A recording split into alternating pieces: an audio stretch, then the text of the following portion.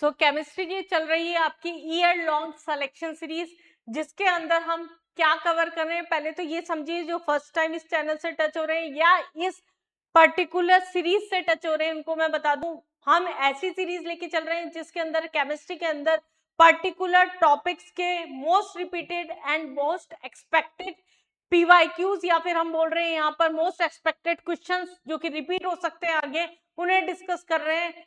हम पढ़ते जा रहे हैं लेकिन हमें पता नहीं है कि क्या इंपॉर्टेंट है, क्या लेस इंपॉर्टेंट है, किस पे हमें ज्यादा ध्यान देना है। तो इस सीरीज में हम उस पे कॉन्सेंट्रेट कर रहे हैं जो कि हमारे पास में आगे काफी ज्यादा रिपीटेशन होने के जिसके चांसेस है। आइदर आप जेई के स्टूडेंट हो या नीट के स्टूडेंट हो, आपके दोनों के लिए ही ये सीरीज एक इंपॉर्टेंट सीरीज है, क्योंकि ये आपको बता रही है क्या चेंजेस हो रहे हैं केमिस्ट्री में, किस तरह के क्वेश्चंस 26 तक चेंज हुए, क्या ट्रेंड्स में चेंज हुआ है। कुछ मैं साथ में टिप्स और ट्रिक्स भी देती जा रही हूँ, क्या शॉर्टकट्स लग सकते हैं क्वेश्चंस को करने के लिए, क्या आपकी गलतियां होती पेपर में, अगर आप अभी से साथ साथ में लेते हुए चल रहे हैं तो आपके लिए काफी फ्रूटफुल होगा। चैनल को सब्सक्राइब नहीं किया अभी भी कर लीजिए। काफी सारे टॉपिक्स है आपके जो इसी प्लेलिस्ट के अंदर निकल चुके हैं। आने वाले पूरे साल में काफी सारे 11th और 12th के टॉपिक है जो सारे केमिस्ट्री के यहाँ पर with important repeated questions cover होने वाले हैं। चलिए, बॉन्ड पैरामीटर्स के अंदर हम कंसीडर करेंगे bond enthalpy, bond angle, bond length, bond order, इस तरह के टॉपिक्स जो कि कहीं ना कहीं कॉन्सेप्ट बेस आपको अटका देते हैं छोटी छोटी गलतियों के कारण। मिक्सिंग वाले क्वेश्चन केमिस्ट्री का एक नया ट्रेंड बना है। अगर हम 2026 के क्वेश्चंस पे नजर डालें तो देखिए, दो क्वेश्चंस आपके मिक्स कर दिए। एक में थोड़ा सा कोवेलेंट कैरेक्टर का ऑर्डर घुसा दिया और पहले वाले के अंदर आपका बॉन्ड एसोसिएशन। तो सेकंड टॉपिक के लिए आपको तो यहाँ पर फजान रूल का नॉलेज होना चाहिए, लेकिन फर्स्ट टॉपिक के लिए बॉन्ड पैरामीटर का नॉलेज होना चाहिए। बॉन्ड डिसोसिएशन एनर्जी हमारे पास में यहाँ पर बोली, क्या हमारे पास में ये ऑर्डर जो है वो सही है। अब मैक्सिमम बच्चे सोचते हैं ये गलत है, फ्लोरीन मोस्ट इलेक्ट्रोनेगेटिव होना है, तो ये सबसे आगे आना चाहिए। क्या आप लोगों को भी ऐसा लगता है कि ये आगे आना चाहिए? अगर ऐसा है तो बिल्कुल गलत है। ये हमारे पास में बॉन्ड डिसोसिएशन ऑर्डर जो है वो बिल्कुल सही है। होना क्या चाहिए आपका, फ्लोरीन, क्लोरीन, ब्रोमीन, आयोडीन। लेकिन क्योंकि फ्लोरीन का साइज बहुत छोटा होता है और उस पर भर भर के लोन पेयर है, तो वो आपस में ही धक्का मुक्की करते हैं। वहां रिपल्शन होने की वजह से उसका जो बॉन्ड होता है वो जल्दी ब्रेक हो जाता है एज कंपेरेटिवली क्लोरीन और ब्रोमीन। वैसे भी क्लोरीन की इलेक्ट्रॉन एफिनिटी जो होती है वो मैक्सिमम होती है। तो ये पॉइंट एक इंपॉर्टेंट पॉइंट है, आप ध्यान रखिएगा आगे के क्वेश्चंस के लिए भी। ये एक गलत होने वाला क्वेश्चन है, बहुत ज्यादा नेगेटिव इस क्वेश्चन में आपकी होने के चांसेस होते हैं, बट ये स्टेटमेंट आपका सही है। आगे हमें बोला कोवेलेंट कैरेक्टर का ऑर्डर। कोवेलेंट कैरेक्टर के आप फजान रूल के अंदर एक कॉन्सेप्ट पढ़ेंगे कि किसी भी कैटायन पे कितना ज्यादा चार्ज होता है उतना ही ज्यादा उसका कोवेलेंट कैरेक्टर होता है। अगर हम इन दोनों में बात करें Sn+4 है और +2 है, ठीक है, पहला तो आपका सही है, कोवेलेंट कैरेक्टर ज्यादा है। अगर हम यहाँ बात कर रहे हैं Pb+4 है और Pb+2 है, ये भी ठीक है। और अगर हम बात करें UF4 और UF6 में, तो 4+ आया और यहाँ दे रखा था UF6, तो ये आपका यहाँ पर क्या हो गया, गलत हो गया। जितना ज्यादा चार्ज होता है उतना ही ज्यादा पोलराइजेशन होता है, उतना ही ज्यादा कोवेलेंट कैरेक्टर होता है। तो सेकंड स्टेटमेंट आपका गलत हो गया। ये दो टॉपिक आपके मिला के क्वेश्चन था, एक बॉन्ड पैरामीटर का और दूसरा आपका यहाँ पर फजान रूल का। सेकंड, फर्स्ट स्टेटमेंट आपका यहाँ पर सही है और सेकंड स्टेटमेंट आपका यहाँ पर गलत जाता है। नेक्स्ट टॉपिक पे आते हैं, यहाँ पर नेक्स्ट क्वेश्चन पे आते हैं। ये देखिए क्या किया है, आपका मन करेगा पेपर में, कराना पड़ेगा मन को, क्योंकि ऐसा नहीं है कि आपने ये क्वेश्चंस कभी देखे नहीं है, बस 4 क्वेश्चन को मिक्स करके खिचड़ी बना के परोसा गया है। आपको थोड़ा सा पेशेंस रख के क्वेश्चन करेंगे, आराम से होंगे। 2026 का ये क्वेश्चन है, dipole moment, bond order, formal charge, 3 topic मिला दिए एक ही क्वेश्चन में आपके। क्या हमने पर इनमें से कुछ ऐसा है जो टच नहीं कर रखा या नहीं देखा हुआ? पहले तो हम ये देखते हैं, डायपोल मोमेंट ऑफ NF3 और NH3, most repeated question. Dipole moment का जो आपका होता है, काफी बार कराया हुआ क्वेश्चन होता है ये क्लास में। NF3 हो गया, आपको देखने में लगता है कि इसकी इलेक्ट्रोनेगेटिविटी ज्यादा है फ्लोरीन की, तो ये हमारे पास ज्यादा होना चाहिए, बट वेक्टर के डायरेक्शन पे अगर ध्यान देंगे तो ये अपोजिट जाता है, कैंसिलेशन होता है कुछ, ये सारे एक डायरेक्शन में जाते हैं, तो आपका NH3 का जो होता है वो ज्यादा होता है। ये क्वेश्चन तो आपका एक रिपीटेड क्वेश्चन है जो बहुत पूछा जाता है। ये फर्स्ट स्टेटमेंट क्या हो गया आपका यहाँ पर गलत हो गया। क्योंकि NF3 का यहाँ ज्यादा बोल रखा है, एक्चुअल में NH3 का ज्यादा होता है। सेकंड हमारे पास में बोला dipole moment of BeH2 is 0। ये देख के आपको आराम से पता पड़ रहा होगा कि बिल्कुल सही बात है। हमारे पास में यहाँ क्या होता है, इधर जाइए इधर जाए, ये क्या होता है, 0 होता है। Bond order of O2 2 minus.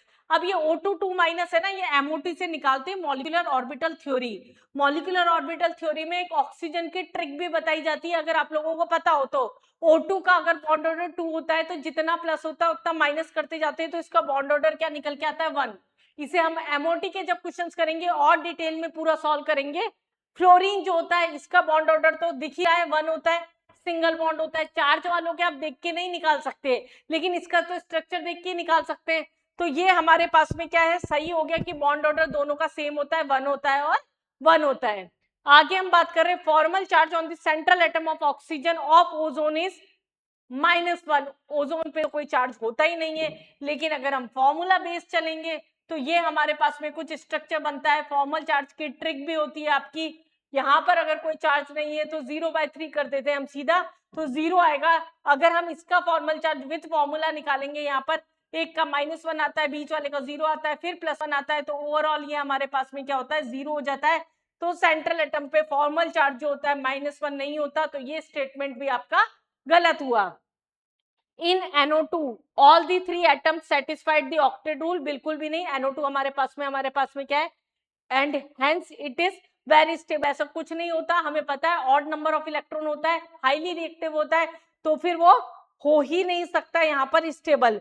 तो आपका केवल यहाँ पर क्या बी और सी जो था वो करेक्ट था। तो कितना ज्यादा मिक्सिंग की है बॉन्डिंग की, आप देखिए फॉर्मल चार्ज मिला दिया, मॉलिक्यूलर ऑर्बिटल थ्योरी में से केवल एक आयन ले लिया, एक स्ट्रक्चर बेस ले लिया, एक आपका डायपोल मोमेंट बेस ले लिया, तो एक अच्छा खासा मिक्सिंग का क्वेश्चन था आपका ये। अगले क्वेश्चन पे आते हैं, यहां पर भी देखिए, देख रहे हैं 1 2 3 4 5 स्टेटमेंट पढ़ते जाइए, एक एक स्टेप सॉल्व करते जाइए। OF2 मॉलिक्यूल कंसीडर करना है हमारे पास में। OF2 मतलब क्या हो गया, हमारे पास में 2 लोन पेयर हो गए और 2 बॉन्ड पेयर हो गए हमारे पास, ये कंडीशन हुई। अब सबसे पहले बोला number of lone pair of oxygen 2, बिल्कुल सही बात है। यहाँ पर OF bond angle is less than 104.7। अब ये कैसे पता लगाएंगे हम, हमें पता है अगर H2O से कंपेयर करेंगे तो हाइड्रोजन का साइज छोटा होता है, फ्लोरीन का साइज हमारे पास में बड़ा हुआ, तो उसका एंगल जो होगा कंपैरेटिवली यहाँ पर हमारे पास में क्या होगा, कम ही होगा। तो ये हमारे पास में लेस देन बोला है, ये आपका बिल्कुल सही स्टेटमेंट जाता है। Oxidation number of oxygen is -2। अब इसके लिए रिडॉक्स आना चाहिए, रिडॉक्स नहीं भी आता तो हम स्ट्रक्चर बेस भी निकाल सकते हैं। OF2 है, यहाँ अगर इसको x ले रहे हैं तो 2 × -1, ये हमारे पास 0 जा रहा है, तो x की वैल्यू क्या जा रही है, यहाँ पर +2 जा रही है। अगर ये +2 जा रही है तो ये हमारे पास में ऑक्सीजन का क्या -2 नहीं होगा। जनरली मैंने बोला जनरली ऑक्सीजन का -2 होता है। ज्यादातर बच्चे इसे सही करेंगे क्योंकि हमें ऑक्सीजन की -2 लेने की ही आदत होती है, लेकिन OF2 हो गया, O2F2 हो गया, पर ऑक्साइड हो गए, इनके अंदर एक्सेप्शनल केसेस आते हैं जहां पर इनका ऑक्सीडेशन स्टेट चेंज हो जाता है। अगले क्वेश्चन की आते हैं, molecule is band V shape, दिख रहा है आपको क्लियर बैंड वी शेप आपका डी ऑप्शन भी आपका सही हो गया। मॉलिक्यूलर ज्योमेट्री इज लीनियर, अगर बैंड शेप है तो ये नहीं हो सकता, तो लास्ट के 2 ऑप्शन आप बहुत आराम से सॉल्व कर सकते थे, A B एंड D, ये आपका यहाँ पर क्या हो गया, करेक्ट ऑप्शन जो है वो जाता है। चलिए नेक्स्ट क्वेश्चन पे आ जाते हैं, यहाँ पर OO bond length in H2O2। पहली बात तो आपको स्ट्रक्चर पता होना चाहिए, एक बुक शेप का स्ट्रक्चर होता है यहाँ पर इस तरीके का H2O2 का, और आगे हमें बोला H2F2, बस ये थोड़ा सा डिफरेंस कर दिया। अब तो ये तो क्या मतलब आपको वैल्यू बेस याद होना चाहिए, ये पर ऑक्साइड में पढ़ते हैं आप लोगों के, एस ब्लॉक नहीं है, लेकिन H2O2 का स्ट्रक्चर आपको आना चाहिए, इस पे क्वेश्चंस आ जाते हैं। यहाँ पर हमारे पास में क्या है, इनका बॉन्ड लेंथ कम होगा, फ्लोरीन इसका बॉन्ड लेंथ ऑब्वियस सी बात है ज्यादा होगा इसे हाइड्रोजन के कंपेयर में, तो इसका बॉन्ड लेंथ कम है तो इसका बॉन्ड लेंथ इसके कंपेयर में ज्यादा हो जाएगा। अब हम बात करें क्वेश्चन क्या बोल रहा है, हमें बोला OO bond length in H2O2, OH bond length in H2O2 is Y। हमने क्या किया, इसको तो मान लिया, यहाँ पर Y मान लिया, और यहाँ पर बोला is Y then that of OF। अगर हम इन दोनों में कंपेयर कर रहे हैं तो OF का क्या होगा, बॉन्ड लेंथ जो होगा वो ज्यादा होगा। मतलब y जो होगा वो लॉन्गर होगा हमारे पास में, और x जो होगा वो क्या होगा, शॉर्टर होगा। x हमारे पास में क्या कंसीडर किया है यहाँ पर, H2O2 का x लिया था यहाँ पर, और इसको y लिया था। तो अगर बॉन्ड लेंथ की अगर हम बात कर रहे हैं, आपको देख के भी पता पड़ रहा होगा स्ट्रक्चर में, हाइड्रोजन का साइज छोटा होता है, बॉन्ड लेंथ उसका क्या होगा, कम होगा। तो यहाँ हमारे पास में x जो होगा वो शॉर्टर होगा, और y जो होगा वो क्या होगा यहाँ पर कंपैरेटिवली लॉन्गर होगा। थोड़ा सा कॉम्प्लिकेट करके घुमा के क्वेश्चन दिया था, लेकिन क्वेश्चन बिल्कुल भी यहाँ पर ट्रिकी नहीं था। अगले क्वेश्चन पे आते हैं हम यहाँ पर, statement based assertion reason based question है आपका, ठीक है। ये अगर हमारे पास में यहाँ पर बोला HOH bond angle in water is 104, ये एंगल आपको याद भी होना चाहिए, अगर नहीं है तो याद कर लीजिएगा। वाटर का जो बॉन्ड एंगल होता है वो यही होता है 104.5, ये हमारे पास में बॉन्ड एंगल यहाँ पर प्रेजेंट होता है। तो ये फर्स्ट स्टेटमेंट जो है वो आपका बिल्कुल सही है। The lone pair repulsion of electron is higher than the bond pair, ये भी सही है आपका। बॉन्ड पेयर के कंपेयर में लोन पेयर का रिपल्शन ज्यादा होता है। हमने स्टार्टिंग में valence shell electron pair repulsion theory में ये बात पढ़ रखी है, लोन पेयर में रिपल्शन सबसे ज्यादा होता है, फिर लोन पेयर और बॉन्ड पेयर में होता है, फिर बॉन्ड पेयर और बॉन्ड पेयर में होता है। तो ये स्टेटमेंट भी आपका सही है, और आर करेक्ट एक्सप्लेनेशन है, लोन पेयर में रिपल्शन आया तभी एंगल जो है 109 से कम होकर आपका क्या है 104.5 हो गया। तो ये आपका सही एक्सप्लेनेशन जाता है इसका। तो आपका फर्स्ट स्टेटमेंट सेकंड स्टेटमेंट दोनों सही है, और आर जो है वो करेक्ट एक्सप्लेनेशन हुआ यहाँ पर इसका। नेक्स्ट क्वेश्चन पे आते हैं यहाँ पर, इंटरमॉलिक्यूलर डिस्टेंस। अब ये इस तरह के ग्राफ्स देख के तो थोड़ी सी दगदग हो जाती है, डर लगता है, सोचते हैं क्वेश्चंस को छोड़ दें। पोटेंशियल एनर्जी का ग्राफ दे रखा है यहाँ पर, अगर आपका ग्राफ जितना ज्यादा नीचे होता है इसका मतलब एनर्जी उतनी ज्यादा, इसका मतलब हमारे पास बॉन्ड जो होगा वो उतना ही स्टेबल होगा। अब यहाँ पर हम देखते हैं, अगर इस ग्राफ को देखते हुए बात करूं तो ये बी जो होगा वो मोस्ट इलेक्ट्रोनेगेटिव एलिमेंट होगा, जो सबसे ज्यादा बॉन्ड स्ट्रेंथ स्ट्रॉन्ग रख के बैठा है, और एडी जो होगा वो क्या होगा, सबसे ज्यादा लेस इलेक्ट्रोनेगेटिव होगा। ये आपको देख के यहाँ पर पता पड़ना चाहिए। अब क्वेश्चन क्या बोल रहा है, ए बी हैज दी स्टिफ्ट, अब ये वर्ड अटका दिया कि क्या मतलब निकल के आ रहा है, इसका मतलब क्या हो गया, आपका स्ट्रॉन्गेस्ट बॉन्ड एंथैल्पी किसमें, किसको तोड़ने में सबसे ज्यादा एनर्जी लगेगी। ग्राफ जितना डीप जाता है यहाँ पर उतनी ही स्टिफनेस ज्यादा होती है, उतना ही इंटरमॉलिक्यूलर फोर्स ऑफ अट्रैक्शन ज्यादा होता है। तो ये फर्स्ट स्टेटमेंट ही वैसे आपका सही जाता है, क्योंकि यहाँ पर इलेक्ट्रोनेगेटिविटी सीधे सीधे दिख रही है बी की ज्यादा है। एडी का शॉर्टेस्ट बॉन्ड लेंथ होगा, ऐसा नहीं है एडी का बॉन्ड लेंथ ज्यादा होगा तभी तो उसे तोड़ने में एनर्जी यहाँ पर हमारे पास में कम लग रही है। A has largest bond enthalpy, ये भी गलत हो गया क्योंकि ए बी की है तो वो हो नहीं सकता। डी इज मोस्ट इलेक्ट्रोनेगेटिव, ये वापस गलत हो गया, लेस इलेक्ट्रोनेगेटिव है हमारे पास में ये। तो ये आपका एक मिली जुली सरकार का एक अच्छा क्वेश्चन था। इस तरह के क्वेश्चंस अगर आपको नहीं करने आते तो ग्राफिकली समझिए कि जितना ज्यादा डीप में ग्राफ जाता है उतना ही ज्यादा वो कंपाउंड स्टेबल होता है, उतना ही उसका बॉन्ड डिसोसिएशन एनर्जी जो होता है वो ज्यादा होता है।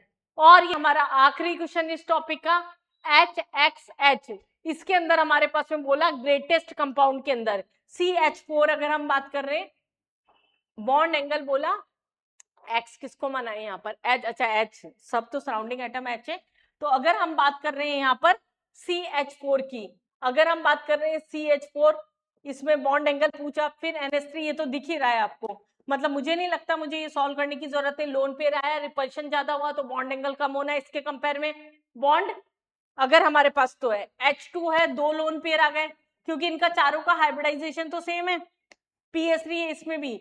जैसे ही लोन पेयर आ गया तो रिपल्शन बढ़ गया तो बॉन्ड एंगल कम होना तय था, तो सबसे ज्यादा हमारे पास में बॉन्ड एंगल किसमें होगा, CH4 के अंदर होगा। तो इस तरह के क्वेश्चंस जो आपको अटका रहे हैं, परेशान कर रहे हैं, कुछ क्वेश्चंस जिनकी ट्रिक्स आपको चाहिए, काफी सारे ऐसे क्वेश्चंस होते हैं जिसमें ट्रिक्स से क्वेश्चन हो जाते हैं, जिनके अगर छोटे छोटे से अगर हमारे पास में शॉर्ट फॉर्म्स पता है या उनकी तरीके पता है कि कैसे क्वेश्चन सॉल्व हो जाए, तो हम जल्दी पेपर में क्वेश्चन कर सकते हैं, केमिस्ट्री में टाइम बचा सकते हैं।